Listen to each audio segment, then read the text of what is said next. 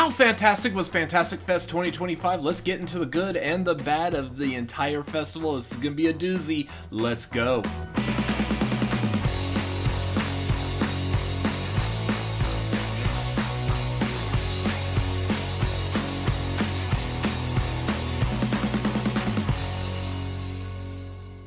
Welcome back to the Cinefanatics. My name is Robert Adams. Today I'm ranking all 3 movies I saw at Fantastic Fest this year. It's going to be a lot of fun. Before I get into that though, I want to talk about Fantastic Fest. It is a genre film festival known for horror, action, sci-fi, foreign films, LGBTQ, shorts, animation. If all that sounds good, make sure you check out Fantastic Fest here in Austin, Texas. It's a blast. This is my 3rd year going, and I have fun like every single time, meeting friends and getting pictures with celebrities and seeing a bunch of cool movies. I absolutely love it.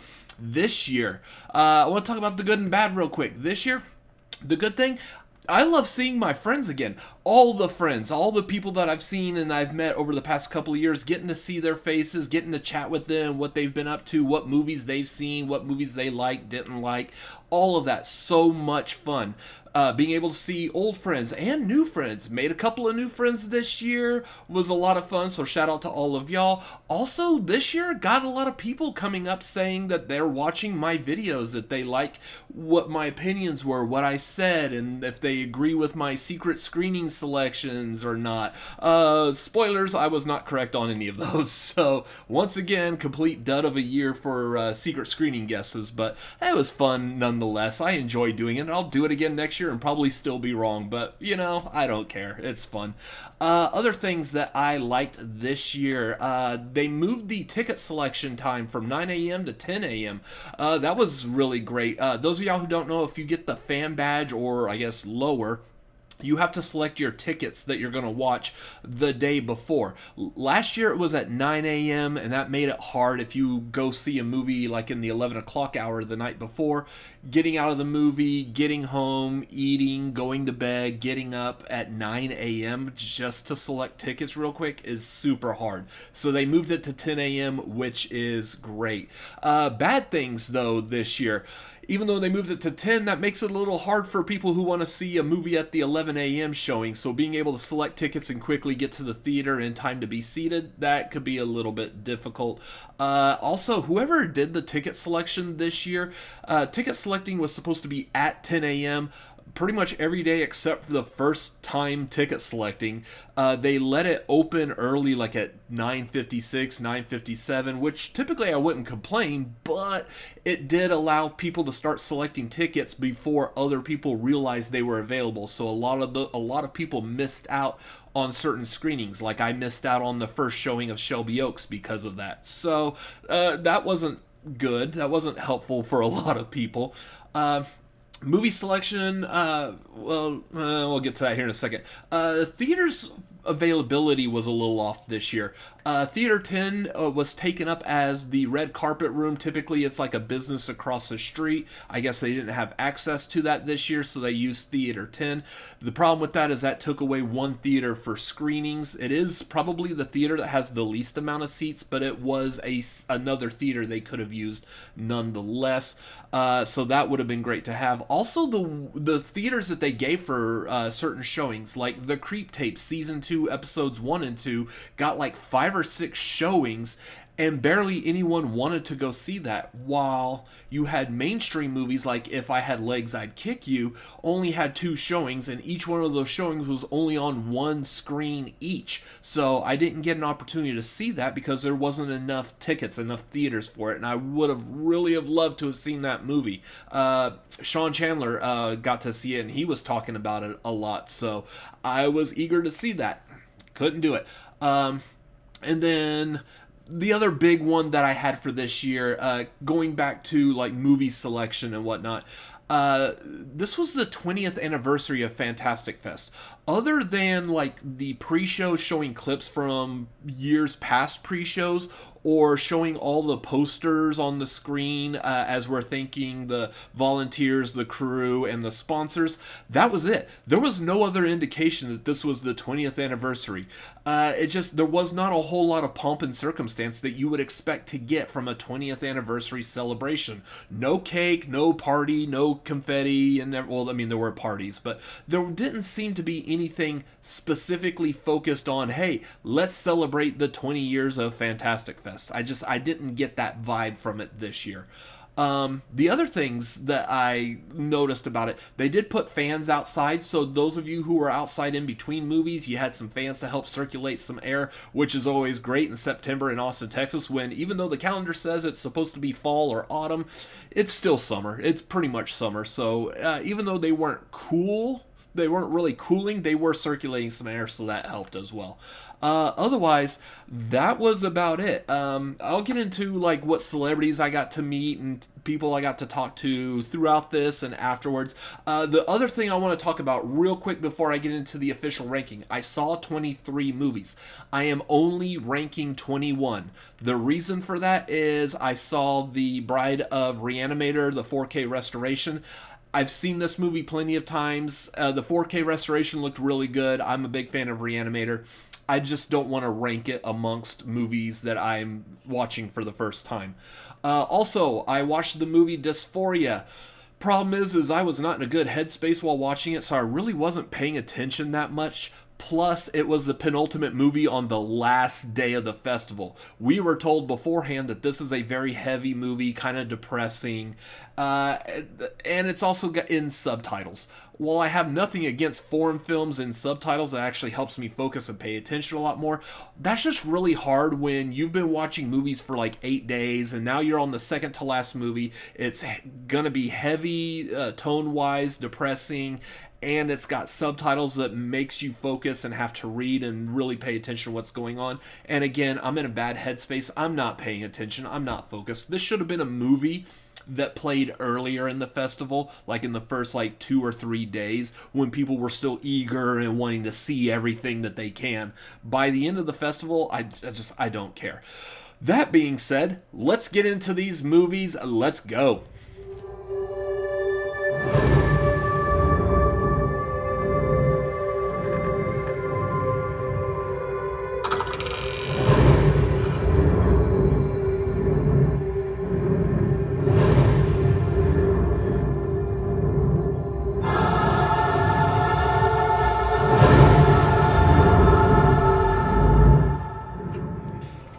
Number 21, Find Your Friends. So this sounded like it was going to be a good movie. A bunch of girls go partying in Joshua Tree, but it dives into them basically just getting trashed and sexually assaulted.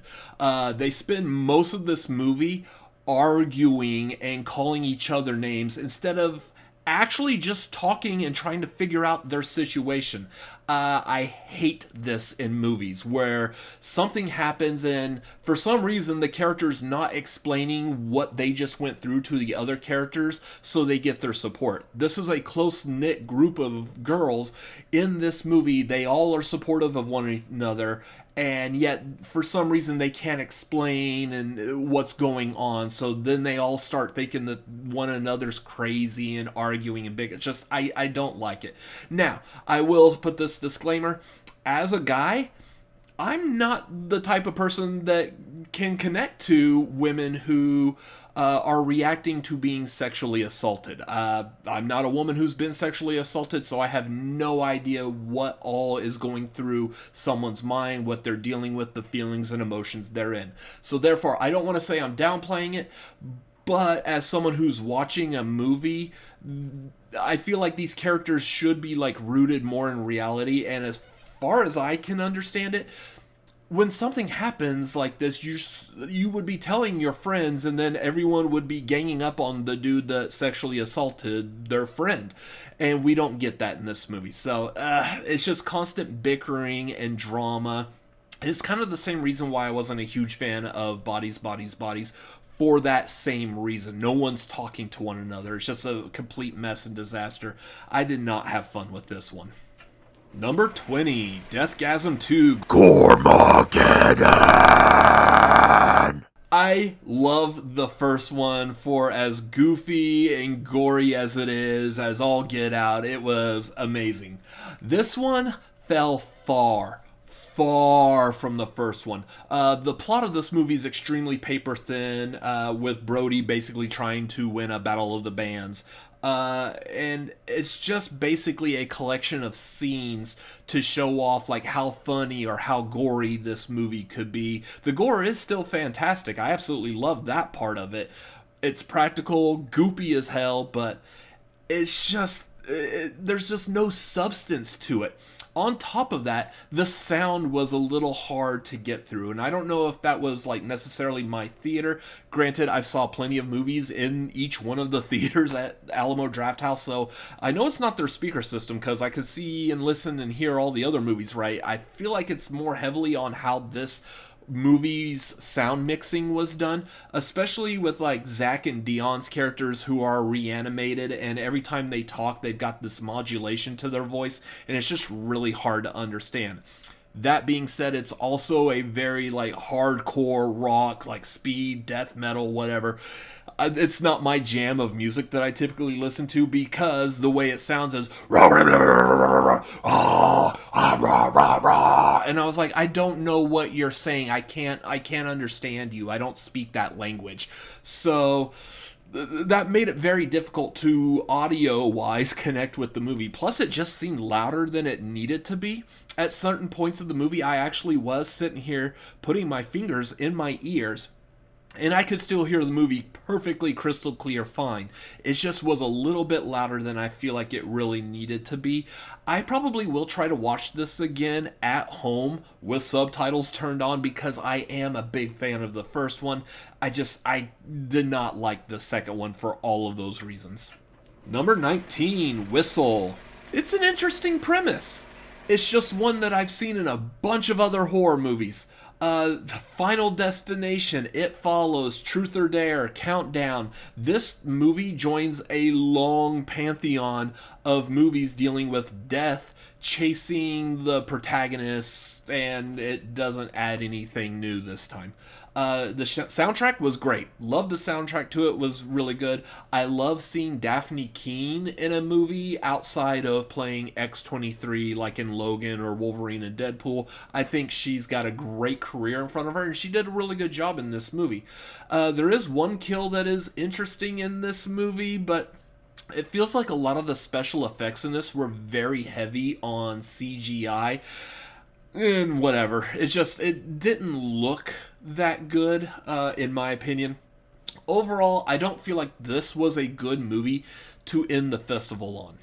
It was just kind of blah, and like I said, it's a lot of stuff that we've seen in a lot of other movies, and it just didn't feel like it was bringing anything new that would help get people engaged into it. So yeah, this wasn't a big like blowout at the end of the festival, and again, especially a festival that's supposed to be celebrating its 20th anniversary.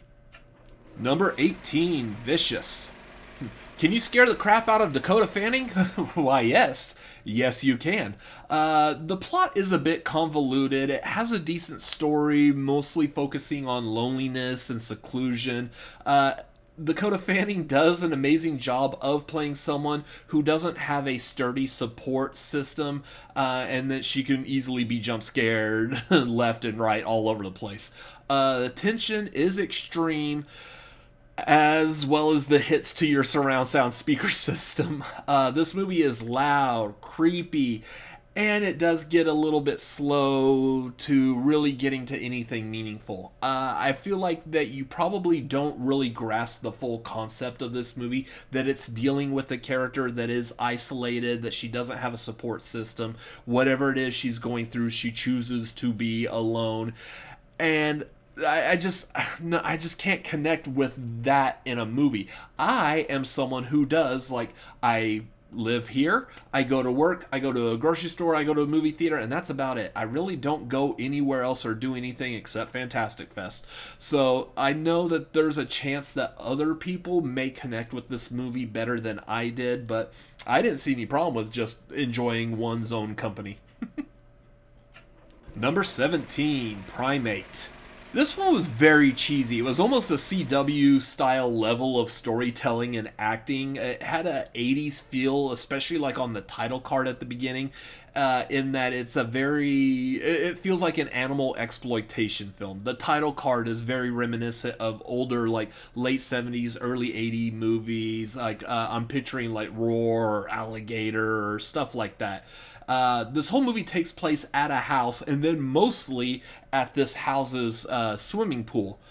And it's very much like Cujo. We're dealing with an animal, in this case a chimpanzee, that gets rabies and is keeping all the protagonists in the pool at bay. If anyone gets out, the monkey is going to attack that person.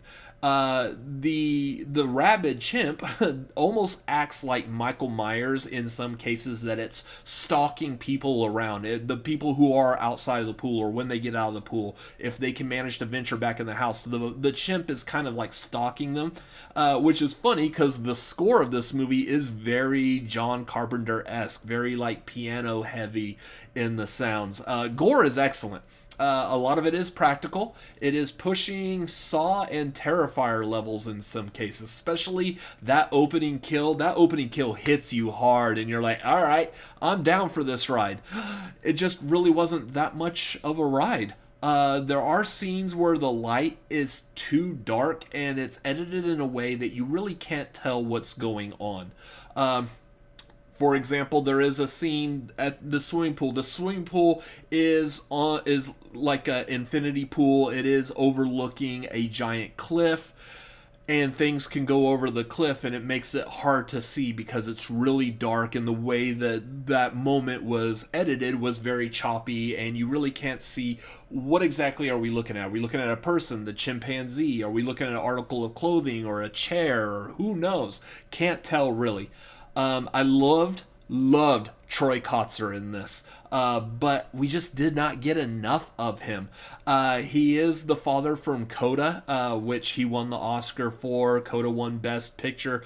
I do like that they did do something from Coda in this movie, in that for a couple of times we get his POV. We see from his point of view, and we also don't hear from his point of view. He's walking around the house where this chimpanzee is possibly sneaking up on him. People are screaming, and he can't hear any of it, and we're just seeing from his point of view that he can't hear any of it, that he's missing like any visual cues or anything. So I like that they added that into it. Overall, this movie is entertaining. I just didn't have enough to fully grasp and enjoy it. Number 16, Coyotes.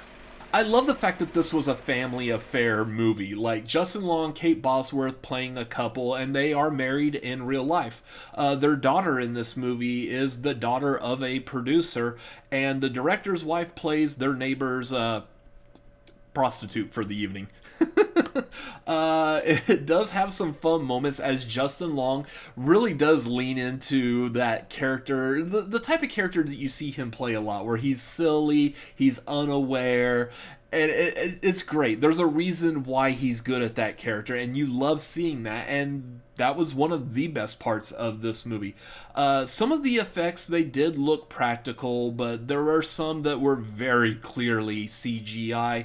Also, at the festival this year, there was concern on whether or not the coyotes in this movie were AI generated. A lot of people were talking about it before the showing, as it had a screening at another film festival, and people at that festival were talking about it, so therefore that conversation continued at Fantastic Fest. The director was asked about it during the Q&A, and he kind of dodged being able to fully give an answer. Like, he really was just answering that it's the CGI, so we had to render them in CGI, we did the best we can type of thing. So there was no actual confirmation, but people that I talked to, that I heard from, who are more familiar with how AI looked, they're basically calling out that these coyotes were AI created, which, again, that's not good, and we don't appreciate that around here. Number 15, Haunted Heist. What a fun, silly movie. Lil Rel gathers a bunch of his comedic friends and made a goofy film that I feel like pretty much everyone can enjoy. As far as actual horror, this movie felt a lot like the Haunted Mansion ride at the Disney parks. Like, there really isn't that much horror, it's just goofy ghosts that pop up here and there. Not really scary at all. The selling point for this movie is the actors and the comedic situations that they find themselves in. And for that, they do a great job. I love seeing Tiffany Haddish as a social media influencer, like doing ad reads and asking for you to subscribe. Like, she'll be sitting there filming something with like a camera in front of her, and she'd be saying stuff like, "Hey, do you like my list or my ranking here? Let me know down below in the comments. Do you agree with it? What's your ranking? Let me know down below." While you're down there, make sure you hit the like button and don't forget to subscribe to the Cinefanatics. I mean, to Tiffany Haddish's character's social media channel. As Little Rel's directorial debut, I just feel like he's having a blast letting his friends just have fun in this crazy, somewhat of a heist movie. I can't wait to see what else he does in the future. It was fun, but again, not really creepy, not as scary. It was okay. Number 14, One Battle After Another. This was a fun movie with some amazing shots. All the actors do a phenomenal job, especially Benicio del Toro and newcomer Chase Infinity. Sean Penn is absolutely terrifying as a ruthless military officer just trying to contain a situation by any means necessary.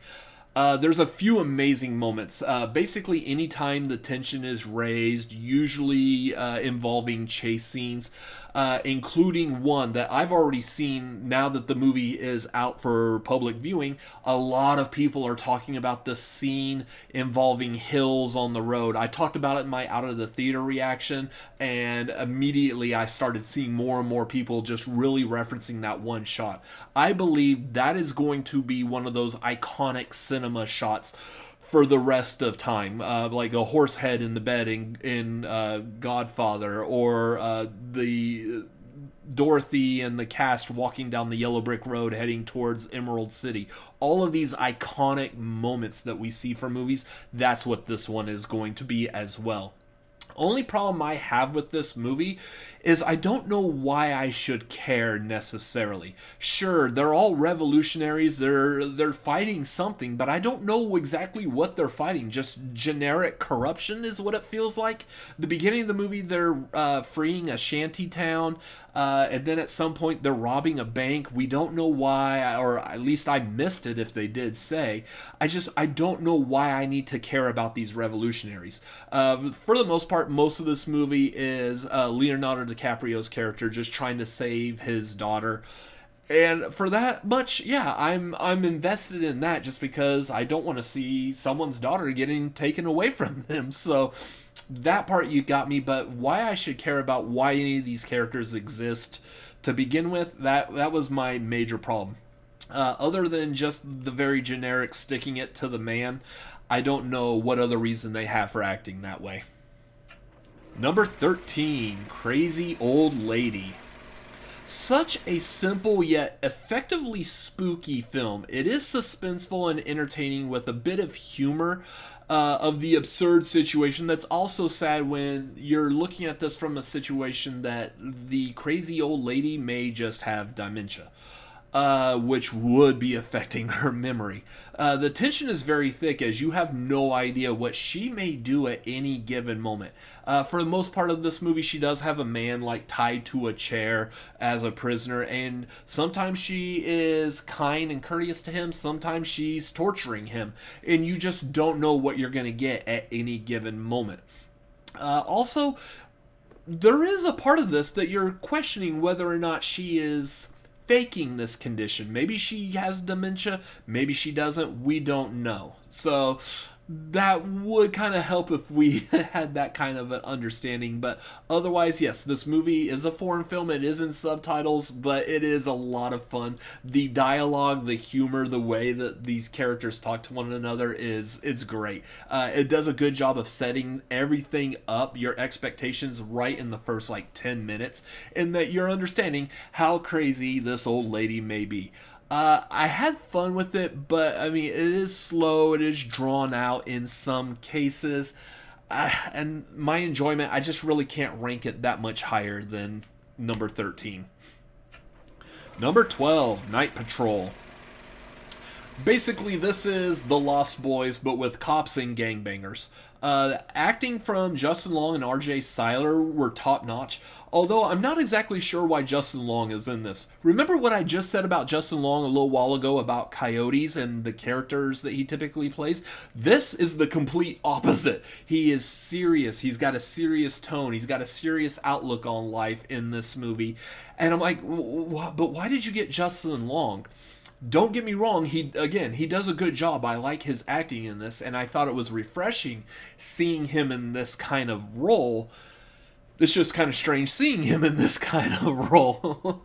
I love the score as it's very 80s synth heavy when it's not playing rap. I mean, this movie very much involves like Southern California gangbangers, there's Bloods, there's Crips, and there's a lot of rap music. That is the general tone of this movie, but there is some good like 80s like synth wave type of music that plays in there, and I absolutely adore that. I would have loved to have seen what the actual Night Patrol group does outside of this primary conflict. Like, the movie begins with them already fighting this particular like group of gangbangers. I want to see what they do when they're not trying to fight or kill or torment gangbangers. Give me more, especially once you realize what Night Patrol is made up of. You want to see them in different situations, and we don't get that in this movie, and that's one of the major things I feel like that really just tore me away from really being able to sit down and enjoy this movie. I want more of them and what they do. Number 11, Dolly. Extremely creepy. I love that this movie was shot on 16mm. It gives a great grindhouse look and feel, making it feel more like a late 70s, early 80s movie. Very much in the vein of Tourist Trap. That kind of look, that kind of feel is very apparent of this movie. The practical gore effects are absolutely amazing, especially the effects that are on a person's jaw. The villain is very much a cross between the mother from Barbarian and Leatherface from Texas Chainsaw Massacre. There's even a shot in this movie that when you see it, if you are a big fan of the original Texas Chainsaw Massacre, there is a shot in this movie you're like, yep, there it is. That I recognize that. So it was nice to have like those little nods. They know what they were doing with this. There's so many WTF moments in this movie that hit hard graphically and humorously. Can't talk. That's what happens when you're at a film festival for a week. You come back and you can't word right anymore. It does look and feel like a cheap, low-budget movie that does have some care and emotion behind it. That's one of the things I like about movies like this. It does star Sean William Scott and Ethan Suplee, which is Stifler, and Frankie Stechino from Boy Meets World. He was also in Mallrats, Remember the Titans, and My Name is Earl. So like good character actors that are known mostly for comedy in this horror movie, and I think both of them do an excellent job in this movie. It is really creepy. It's great. Make sure you stick around during the credits, because if they keep the credits exactly as we saw them at the festival, there's a moment at the very end of the credits that I think is hilarious. Just make sure you're ready to engage with a QR code, and that's all I'll say about it. But I thought it was really funny, and I was like, this would make sense. I would expect to see this in a movie going forward. So a lot of fun with that. Also, there is a scene with like cops at the end, so make sure you stick around for that. Otherwise, yeah, number 11. Number 10, Black Phone 2. In this movie, Gwen is absolutely the standout of this, and Finney, he's good as well, but this movie shifts the focus from it being about Finney, who was the protagonist who was kidnapped by the grabber in the first movie. This is shifting over primarily to his sister. There's a lot of Nightmare on Elm Street vibes to this movie. and we get a little more leaning into the supernatural instead of like just focusing on the human serial killer of the first movie. The first movie was really just about the grabber grabbing Finney, and then Finney's got this supernatural black phone that he interacts with, hearing ghosts and whatnot. This movie very much is like 99% supernatural and not so much the physical interactions with the grabber. The gore in this movie, though, is great. Again, Scott Derrickson doing a great job of directing of gore and making a good, solid horror movie. Cinematography looks great. This movie primarily takes place at a campsite that is on a lake and looked down upon by snow-capped mountains. So the shots of this lake and these mountains are just gorgeous on a big screen. There's also some grainy dream footage primarily from Gwen. If you're familiar with the first movie, she does have a lot to do with dreams, and we get to see a lot of her dreams in this movie, and there's a grainy film stock look to those particular shots compared to the rest of the movie that's a little bit clearer and not quite as noisy film-wise. As always, I love Scott Derrickson adding Pink Floyd into his movies. As a giant Pink Floyd fan, I very much appreciate it, and this is another movie you're going to absolutely love. I don't really want to say too much about this because I really didn't understand what was going to be happening in this movie from the trailers. I really only watched the one trailer and went into this movie pretty much as blind as possible. So I would like to convey that to you as well. If you've only seen the trailers and you're still not certain what's happening, leave it at that and go see this movie when it comes out. You'll probably enjoy it also. Number 9, VHS Halloween. I'm going to say this and be 100% serious. This is probably my favorite of the VHS franchise so far. I liked all the segments when I typically only like a few. All the segments were good, including the wraparound story. Wraparound story, it's usually really hard for me to connect with those in the previous VHS movies. And this one did a really good job with that wraparound. I could see them making multiple versions of the Halloween format of the VHS movies and skipping what they had done before with like the year format, like VHS 94 or 85, or like selecting each year and showing you VHS tapes from that particular year. I like that this is more spread out. You could get Halloween videos from yesteryear to current to potentially even future. I don't know. Possibly they could explore that. They did the VHS Beyond, which was very sci-fi heavy last year.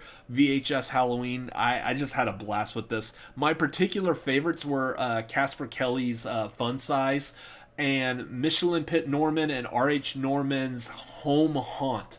I thought those were the two standout segments. Absolutely enjoyed them. The gore in this movie. There was a lot of really good gore. What feels like very practical gore in this as well. So you're going to probably very much enjoy that. I'm eager to hear how other people react to VHS Halloween. Again, I'm not a huge fan of this franchise, and this is probably the standout for me. So I'm going to see if it's anyone else's favorite as well. Number 8, Silent Night, Deadly Night 2025. This is a fun remake that starts off kind of like a direct remake. It's not shot for shot, but you can follow the beats as this movie plays. But then it does shift into some weird Venom-esque scenario where basically Billy becomes a vigilante and he's got an inner voice talking to him that's telling him who to kill. Rohan Campbell does a great job as Billy, more than making up for his role in Halloween Ends. And Ruby Modine does a perfect job playing a person who's dealing with extreme emotion at various times, is basically how I'll put that.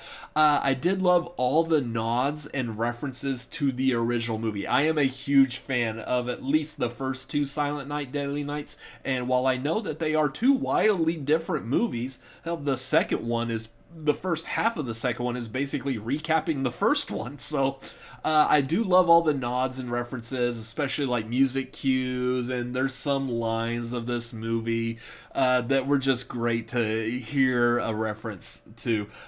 Just this movie was a lot of fun. I'm curious to see if they're going to continue it, because they did kind of make this one as if it was the beginning of a whole new franchise. The ending is a little off. I'm not a huge fan of it, but I don't know if, like, maybe they could possibly redeem it with the next movie and just see where that one particularly goes. We'll see. Number 7, Bad Haircut. This movie is absurd, it's cartoonish, and it's hilarious. It has a great soundtrack. And it does a really good job of building tension. This is pretty much like a bottle movie in that it really just takes place at this barber shop. The barber in this, Mick, he's just psychotic. Frankie Ray is playing him, and he does a phenomenal job playing this character, which they did the Q&A afterwards, and it really sounds like that Frankie Ray is this character other than like the psychotic issues that the character has. Otherwise, he talks, moves, and looks and sounds just like the character of Mick in this movie. So I had a lot of fun with that. All the actors in this movie, they're all having a good time with this. There's a lot of good, like, classic character actors in this as well. Like one of the first customers that we see in the barber chair is Frau Farbissna from the Austin Powers movies, just getting a haircut, and so seeing her, that was cool. I had so much fun with this. This was the first movie that I saw at the festival that I walked out going, yes, I enjoyed that one. Got to talk to the director and the actors, telling them I loved how good the movie was. Even though it is silly, this is not the type of movie that people would commonly think, hey, drop what you're doing and go watch it. It is a good, fun, like, late Saturday afternoon, you're laying on the couch dealing with a hangover. Throw this on, you're going to have a good time. Guaranteed. Number 6, Obsession. If you think you know what this movie is going to do when you read the synopsis, you would be correct. But multiply it by 1,000. Basically, a character who, he's like kind of like social anxious. He's not good at talking to women per se. He has a crush on a girl that he's known for quite a while. He comes across this magical stick that allows you to have one wish, so he wishes that she would fall in love with him, and the wish is granted, except she does more than fall in love with him. She becomes extra obsessed with him, hence the title of this movie. The movie does start as a buddy comedy almost, but then it just quickly veers off into WTF moments again. There's one jump scare that easily ranks amongst some of the best jump scares I've seen in horror movies. And the gore does look very practical and very gross, particularly one scene, and you'll know what scene I'm talking about when you see it. It goes hand in hand with the jump scare as well. The acting by the actress playing Nikki is complete insanity. Literally. She just does a phenomenal job just going completely unhinged, and it's so much fun. Again, this movie does have a few moments of like, wait, what's happening? But you either catch up and you figure it out, or it just doesn't matter and you just go with the flow. I talked to a lot of people at the festival, and a lot of them were saying this was one of their top, if not their favorite movie of the entire festival. And you can see why when you watch this. I highly recommend it. It is a great time. Number 5, Shelby Oaks. I love how this movie is a combination of found footage and a movie that is not found footage. The combination does help a lot with making this movie more of a show don't tell. The acting was great. especially from the two sisters.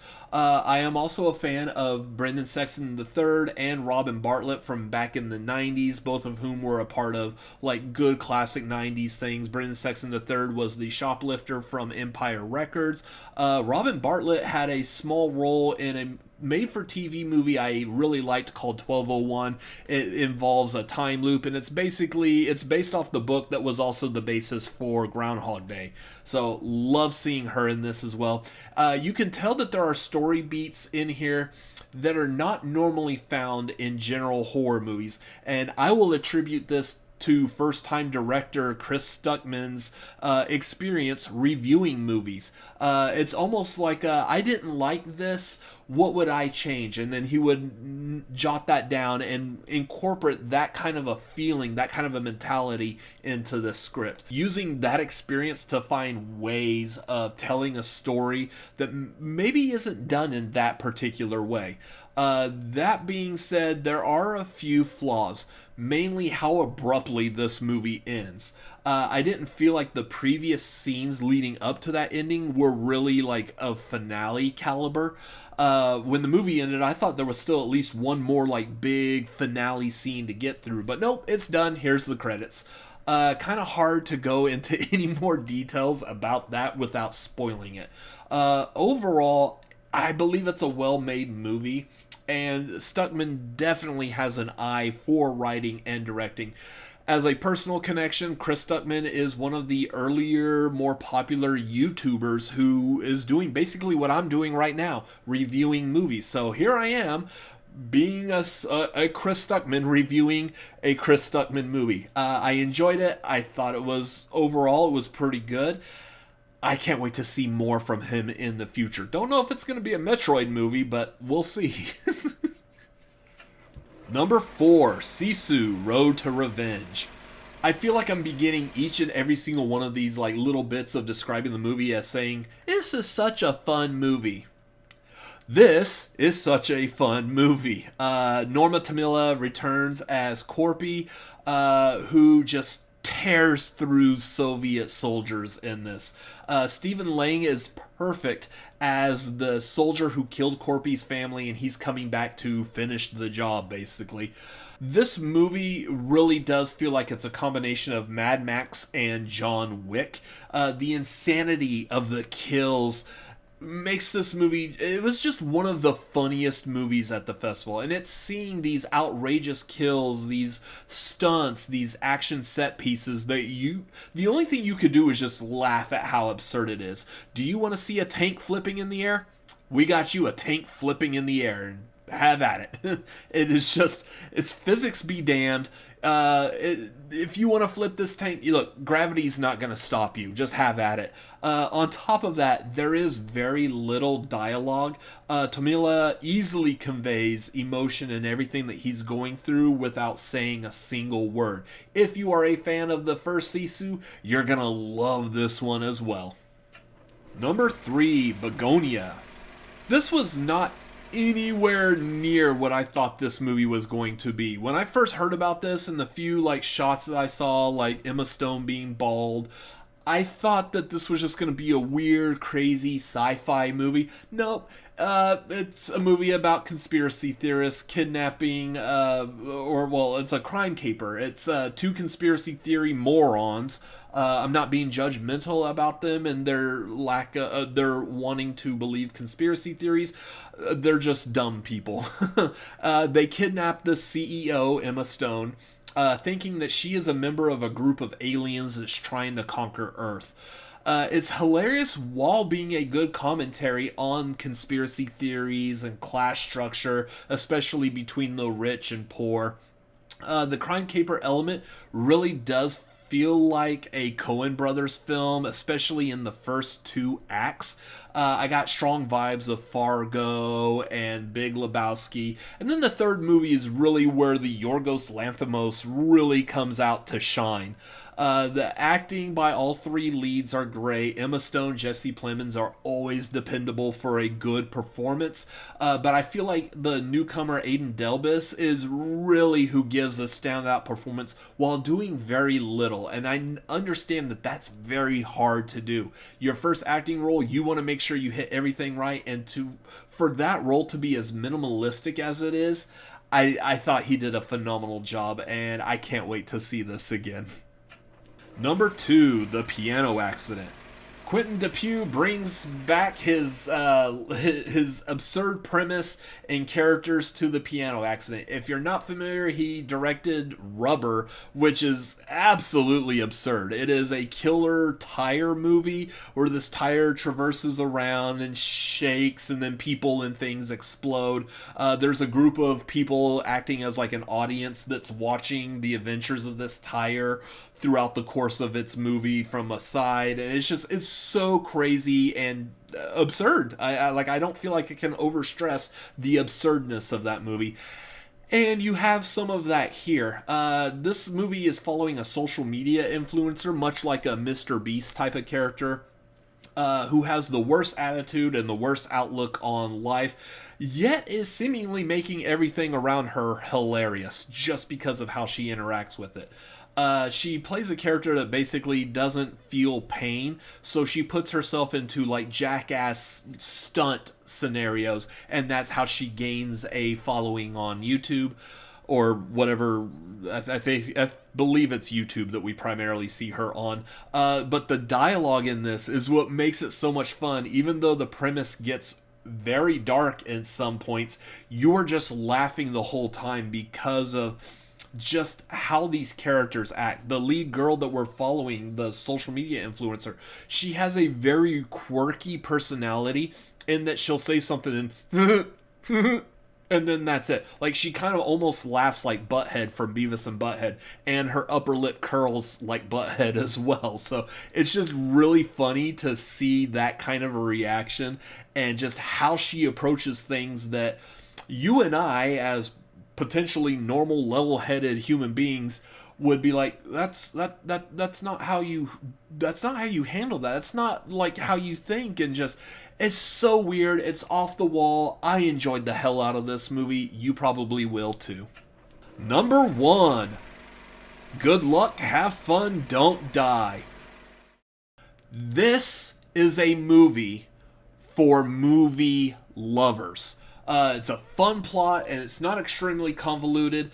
Sam Rockwell was made for this role. He basically is playing a time traveler who arrives at a diner and is holding this diner hostage to help stop AI from taking over the world. It's just, he's zany, slightly unhinged, and a blast to watch. The supporting cast does a phenomenal job as well, especially Juno Temple and Haley Lou Richardson. This movie does explore a bunch of different themes, with Temple's character really dealing with like the heaviest themes of this movie. And just watching how she deals with a lot of that situation it's amazing to watch. It is a commentary on AI, our dependence on all of our devices, and like school shootings, class structure, all of that is involved in this movie. The whole movie jumps between being very serious but having a very, very comedic tone, and it jumps back and forth like at a whiplash pace. It keeps you engaged and locked in from the very beginning, and it does not let up until the end. This is the type of movie that I expect to see at a film festival like Fantastic Fest. Gore Verbinski, this is his first movie in like 10 years or so, since A Cure for Wellness. He made gold and with a completely original film that's going to get a lot of people talking when it comes out. I very much enjoyed this movie. As I was saying at the beginning, the stuff that I like and didn't like about the festival, I didn't feel like the strength of these movies, again, in the 20th anniversary year, I don't feel like a lot of these movies were really over the top and wowed me. I did not feel wowed until this movie, and this was the fourth secret screening, so this was on Wednesday, like the day before the final day of the festival, and at that point was when we finally got a movie. I was like, that is a great festival movie. So I wish it could have been done a little bit better as far as the festival goes, but you want to make sure you want to check out this movie when it comes out in the end of, I believe the end of January 30th is what we were told. You're going to love this movie. It's so much fun. So that's it for the movies. Real quick, I love being able to meet a lot of the celebrities that are there, and there's quite a few that I was not expecting to see. So I got to meet Casper Kelly, who directed that Fun Size segment in VHS Halloween, Troy Kotzer from Primate, Chris Stuckman, Frankie Ray was the villain in Bad Haircut, Chloe Cherry, who was in Find My Friends or Find Your Friends or whatever, director Brea Grant, who did that 12-hour shift that I really liked. You had Patton Oswalt was there as a judge for the film competition, along with fellow judge Fred Durst, who I also got to meet. Yeah! And then I got to see Jenna Cannell, who was one of the two lead girls at the beginning of the first Terrifier movie. I just feel like I'm tearing my way through meeting everyone from Terrifier. Last year was the premiere of Terrifier 3, and I got to meet most of that cast, so it was nice being able to meet her at the festival this year. You got Justin Long and Kate Bosworth from Coyotes, Tiffany Haddish, Lil Rel, and Brett Gelman from Haunted Heist. Brett Gelman you may also remember from Stranger Things. You got Chris Colfer from the restoration at Grayson Manor, which I wanted to see, but again, because of the scheduling and how these movies ended up, I just didn't get an opportunity to catch that. He's also Kurt Hummel from Glee, if you remember that show. Andrew Bowser, this was a fun one to meet. You primarily know him on the internet as Onyx the Fortuitous, also the weird Arby's guy from that viral clip where the old woman drove her car into the Arby's and the news crew is interviewing the people who saw this, and he's just this weird guy that is like, I don't know, Arby's is cool. So I love being able to meet him, have a small chat with him briefly. Then you got horror legends Mick Garris and Don Coscarelli, both of whom are phenomenal directors that just have a good eye for directing. Don Coscarelli is primarily known for directing Phantasm. Cody Leach is just over the moon getting to meet him at this festival, so that was a blast. It was great to see him light up getting to meet one of his favorite directors ever. And then finale getting to meet Gore Verbinski at the end of the screening of his Good Luck, Have Fun, Don't Die. Just a soft-spoken man that I could listen to him talk about movies all day long. Speaking of that, I also got an opportunity to sit down with Cargill, Scott Derrickson's writing partner for pretty much all of his movies. Got to pick his brain a little bit about Black Phone and whatnot. Asked him what's going on with Black Phone 3. He says he absolutely refuses to do Black Phone 3 unless he could come up with a really good story to tell. So I have a lot of good faith in him. I love what him and Derrickson do a lot of the time. So here's hoping we get something really interesting for a Black Phone 3.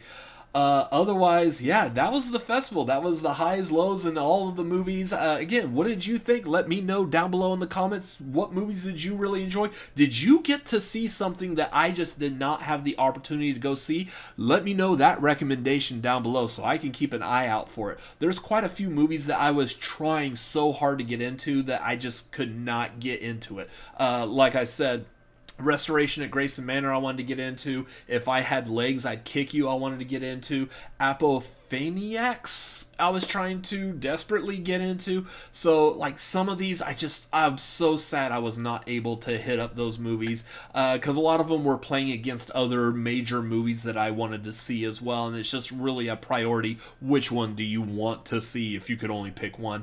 And it's like trying to choose your favorite child. It's just so hard to do that. So let me know your thoughts, feelings, opinions down below. Again, while you're down there, much like Tiffany Haddish was saying, make sure you hit that like button and subscribe. Come follow us on on social media. We are at The Cinefanatics on Twitter, Instagram, and TikTok. You can follow me personally at RCA Reacts on Twitter, Instagram, TikTok, Letterboxd, also youtube.com/@RCA Reacts. Thank you for watching this video. I hope all of you who went to Fantastic Fest had a fun time. We'll see you again next year, and thank you for watching this video. I'll catch you on the next one. Bye-bye.